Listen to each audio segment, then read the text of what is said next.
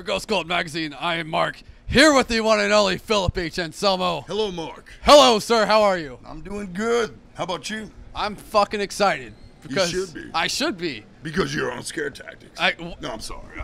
We got a clown coming up behind me? What the fuck? You never know. Could be Tracy Morgan. Oh, shit.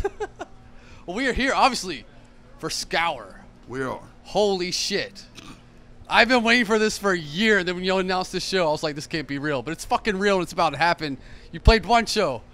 What can we expect here in this tiny St. Vitus bar? I would say,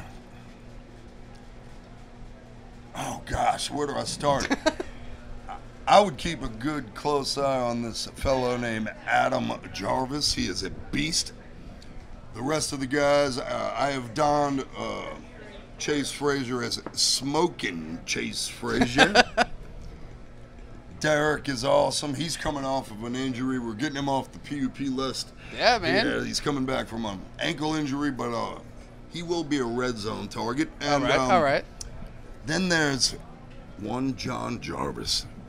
He of interesting fashion statements. I love him.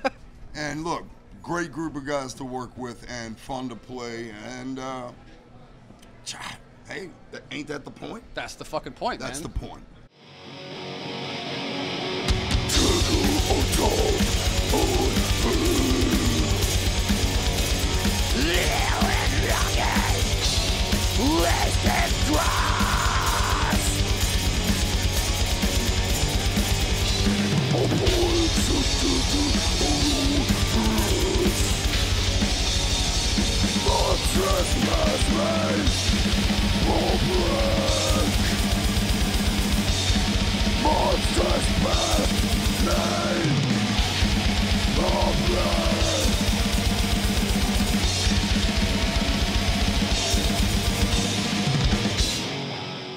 And you released, I mean, this is only 6 songs. On No. EP. We wrote a whole new EP, so we're playing. Holy tonight. shit. Yes, all new stuff. See, now I'm even more happy. See Yes. what you do? This is what you do. You just make people happy, man. I'm sitting on top of so much music right now. On top of extreme. All right, I'm not even going there. But yes, I'm sitting on many records of many different styles, and Scour is. It's great that it's happening actually as gigs and Yeah. now with the new EP, we actually can do this thing called a full set. Holy shit. So. It's not 20 minutes? It could, honestly, if we ran those songs, it could be like 12 minutes. Yeah. So, yeah. We, and that plus a couple little sweeties on top of the regular fare. I heard you play some classic tracks every now and then on the last story, you know? Hey, you never know, man. Never know. Never know. You gotta keep, you know, there's a lot of Pantera shirts up here. You gotta keep some of them happy, you know? Bless those Pantera shirts. They're all gray by now. It's beautiful, right? Just the shirts. The people wearing the shirts don't exist. It's just the shirts. Just the shirts. No. Pantera had and still has one of the greatest fan bases in the history Damn of right. what you call history. And bless them, and more power to them. Yeah. Well, you mentioned that you're on top of a shitload of music. I am. So, you know, we have the Illegals that we've heard about. There's always I got Superjoy. a brand new There's always Illegals coming out, and it is way different than the first one. That's Yeah. all I'll say. I've got this other project. I don't want to name it yet, and it's kind of clandestine, but it's an expression. All right. And then I'm sitting on the new Scour. Yes. And I'm sitting on another project that is absolutely extreme, but in a way different direction. And it's actually a lot of the music, I would say a great percentage of the music is stuff that I originally started writing to begin with. Oh, wow. So it's like the longest music that has grown up with me, and finally over the past year and a half or something like that, we just sat down, we got the right players, and everybody contributed, and next thing you know, it was this 2-week long jam session, and I think we came out of it with 3 albums. Holy shit. Yeah. Fuck. Do you sleep? Sometimes? Not well. So, melatonin to the rescue. Well, I gotta ask because you do so much. It's like I tell people all the time, I'm like, I don't know if I've ever interviewed somebody that loves music more because you've done so many projects that are so extreme from the left to the right. It seems like all of your influences. So like, how do you keep getting influenced more? Like, how do you keep getting so much happier with this music and keep diving into more stuff? Well, to me, it's like I've always said it. Music is historic. Yeah. I mean, if you look at the past, there you go. It's history from classical, I'm sure, from 2 rocks being hit together to the freaking present. From, you know, I mean, I could go into Luigi Russolo all the way to Portal, like we were talking about. You know, right now, innovators in music. And listening to the old, and also keeping an open mind when it comes to the newer music, because I adore what true extreme music fans are really into because of its innovation. Yeah. And I learn a lot from the younger audience, and some of it I love, some of it it's, you know, it's good, it's extreme, but it's just those handful of bands that really hit me in the heart and therefore influence me, inspire me, and keeps me going, man. Yeah. Well, I think it's cool because it seems like your love of music will never die I'm with a that fan, attitude. Yeah, first you've and always been a fan. foremost. Yeah. And you had something that I want to touch on that you had adhered to earlier is I'm always busy. I'm always making music. I don't know how to do anything else. If I could get paid for watching horror flicks, that would be awesome. You could do that, you know? Or, you know, paid for watching and analyzing boxing or the NFL or something like that, which, you know, come on. I'm not getting a dime for that. You know, it's like, got to get out here these days and rock it for the kids. Yeah, man. You got to do it. You got to. You got to do it. Got to. Next month, you're doing a very special gig because Warbeast is playing a show, and unfortunately, Bruce is having some health issues, and you're stepping up. I will say this right now. Bruce, we love you, man. I love you, man. Yes. I love you. We spoke on the phone at length in the last week. Every word was incredible. It summed up our relationship that goes back to 1987 to a T.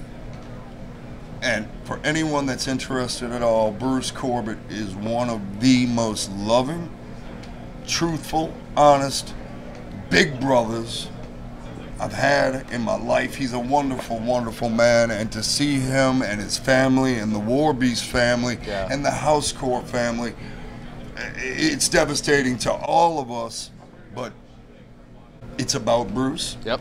And that's what he asked me personally to step in and sing that set, which there's no way I was going to turn down, first and foremost. No way. Anything for Bruce at any time. And that's where we sit, man. And right now, it's very heavy. Yeah. And all we can do is put our positive projections his way. Yeah, man. Long live Batman, and much love. Isn't that funny, Adam West? I know, right? Yeah.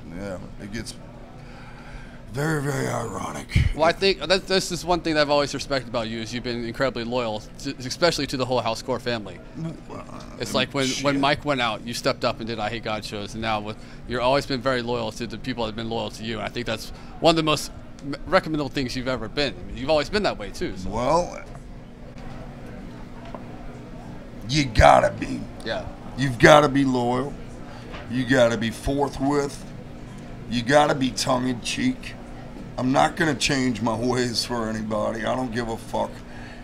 I'm gonna speak off the cuff, and when that cuff is about love, about the unity of brotherhood, and also keeping an eye on each other and staying true to those that you call family, Yeah. which is way far outside of your own bloodlines. Yes, Family sir. are the people that you collect all over the world that support you. You support them. Hands down, the way it should be. And I just think, man, I hate the whole rock star thing. I think you need to be nice to people and be kind. It's not all that hard. It not really hard. isn't. No. When you walked in here and shook every fan's hand, it's not hard.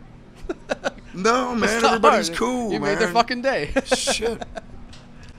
Well, very cool, man. Yeah, absolutely. I And love that, man. What's going on with y'all's site? We are launching and loading and kicking ass, man. We just did your buddy Ben from Goat Horde. I love Ben. We just put up the interview today. We only talked about the Saints and Falcons once, so I got away with it. I know. We did this last time, so we, It's understood. Yeah, it's understood. All right. Boy, yeah. did y'all blow the Oh! Oh, man. I set myself up for that. You could have bring up the NFL. It's like, I'm gonna. But hey, look. Hey, we made it. The Saints are like 7-9 2 years in a row, so I don't even. You got some defenders, though. Yeah, defend Adrian Peterson. A pissed off Adrian Peterson with the best O-line in the biz. All right. I think we're over people's heads here. We are. Well, I want to end it because obviously you mentioned very quickly earlier boxing, and obviously it was just announced Mayweather McGregor. Do you even give a shit about that? It's so ridiculous. It's the dumbest thing ever. Because okay, Ricky Hatton, former world champion, said it best. Me, Oscar De La Hoya, Canelo Alvarez, none of us could hit him, but McGregor thinks he can. Yeah. It's going to be a one-sided Floyd carrying him for as long as he possibly can. He could knock him out at any point in time. Yes. And that is just that. But this is stand-up boxing. You think Floyd's going to turn around and repay the favor and get on the mat? Nah. Get in the octagon? Hell no. Hell Hell no. no. You know why? He get murdered. He'd lose. Yeah, he'd lose. He'd all day. lose. So it's kind of like, to me, it's like pitting a soccer team against an NFL football team. It would be like, what rules are we going to play by? Whose rules are we going to play by? And yes, you're all elite athletes, but you have to be in your element to even have a chance. So, no, I give McGregor zero chance. And I like Conor. He's out of his depth here. Mayweather by landslide, and he can knock McGregor out anytime he wants. Well, very cool. I'm going to try not to get knocked out while y'all are playing, but it might just happen because Scout are so goddamn brilliant, man. We shall see, man. We shall see. Thank you very much. Do you have any final words to the people out there, man? Well, figuring we're in Brooklyn, New York. Brooklyn. Hey, some of my favorite bands. Twere It Not for New York City. And the fantastic rock groups that have come out of such a place. I wouldn't be standing here with this awesome, incredible microphone, cubicle microphone, Nice phallic cubicle Yeah. microphone. I know, what are you trying to say here? It's like the round thing in the square peg. Okay, I get you. I get you. No, I don't actually. But shout out to all the great New York bands, incredible New York fans who took us under their arms so early in the game, thanks to Louis Kohler and the Kohler brothers from Sick of It All. And it goes on from there. I could sit here and name all the Agnostic Fronts, Pete Steele's, rest in peace, etc., etc., etc. And God, now that I've done it, I miss somebody. But hey, every from the arts, Paul Booth to freaking the bands, everything, the audience. I love New York, and I love this opportunity to talk to you. It was nice meeting you, sir, behind the camera. Very nice meeting you, ma'am. And everybody, try and be cool, man. Be nice. Take jokes. Give jokes. And laugh at your fucking self every day of the week. Because laughter is the best medicine. And no, I didn't write that. Cheers, sir. Thank you very much, brother. You got it.